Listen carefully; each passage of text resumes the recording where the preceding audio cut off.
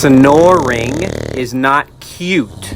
It is a sign of a respiratory obstruction. The first step is to recognize the problem. Here we can see these dogs have problems, and now we must know how to correct their nose and throat. Let's check in and see how they're doing after their airway surgery.